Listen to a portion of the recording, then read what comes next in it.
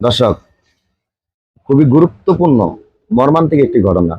আপনারা জানেন যে একটা হেলিকপ্টার বিধ্বস্ত হয়েছে, হওয়ার কারণে ইরানের পররাষ্ট্রমন্ত্রী ইব্রাহিম রাইসি ওই হেলিকপ্টারটিতে ছিল। তিনি তাকে খুঁজে পাওয়া যাচ্ছে না। কি অবস্থা আছে না আছে তার সহকর্মী সহ কাউকে খুঁজে পাওয়া যাচ্ছে না, এরকমই একটি খবর প্রকাশ করলো ইরান। অনলাইনে একটি পত্রিকাতে খবরটিতে প্রকাশ পেয়েছে। আমি খবরটি আপনাদেরকে পড়ে শোনাচ্ছি। হেডলাইনে লিখেছে, প্রেসিডেন্ট রাইসি পররাষ্ট্রমন্ত্রী মৃত্যু খবর নিশ্চিত করলো ইরান। খবরটি কি বলেছে আমি আপনাদেরকে পড়ে শোনাচ্ছি, আপনারা একটু মনোযোগ দিয়ে শুনুন।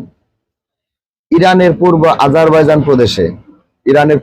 আজারবাইজান প্রদেশে বিধ্বস্ত হেলিকপ্টারটিতে ইরানের প্রেসিডেন্ট ইব্রাহিম রাইসি ও পররাষ্ট্রমন্ত্রী হুসাইন আমির আবদুল্লাহিয়ানের মৃত্যুর খবর নিশ্চিত করেছেন দেশটির আধা সরকারি সংবাদ মাধ্যম মেহের নিউজ এজেন্সি। তাহলে আধা সরকারি সংবাদ মাধ্যম মেহের নিউজ এজেন্সি এই খবরটি নিশ্চিত করেছেন যে তারা মারা গেছে। ইব্রাহিম রাইসি এবং আবদুল্লাহ আল হিয়ানের মৃত্যু নিশ্চিত করেছে।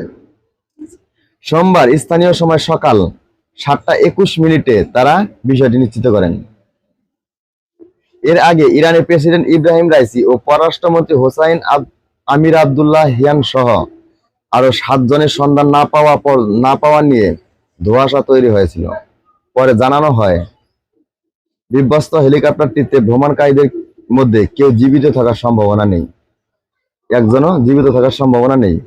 হেলিকপ্টারটিতে থাকা ইব্রাহিম রাইসি, হোসাইন আমির আবদুল্লাহিয়ান ইরানের পূর্ব আজারবাইজান প্রদেশের গভর্নর মালিক রহমাতি এবং পূর্ব আজারবাইজান প্রদেশে ইসলামী বিপ্লবের নেতা আয়াতুল্লাহ মোহাম্মদ আলী আলে হাশেম সহ অন্যান্য যাত্রী নিহত হয়েছেন বলে জানা গেছে। দর্শক, আপনি জানেন ইরানের এই পররাষ্ট্রমন্ত্রী ইব্রাহিম রাইসি এর একটি হুঙ্কারে পুরো পৃথিবী কাঁপত, আপনারা কিন্তু জানেন। আর সে আজ আমাদের ছেড়ে চলে যাচ্ছে এবং চলে গেছে। এই খবরটি নিশ্চিত করেছে ইরানেরই একটা আধা সরকারি গণমাধ্যম। খবরটা কেমন, আপনাদের কাছে কেমন লাগলো? খারাপ লাগলো না? অবশ্যই খারাপ লাগছে। যদি আপনি মুসলিম হয়ে থাকেন অবশ্যই খারাপ লাগবে। ধন্যবাদ। ভিডিওটা এই পর্যন্তই। সবাইকে শেয়ার করে দেখাবেন ভিডিওটি।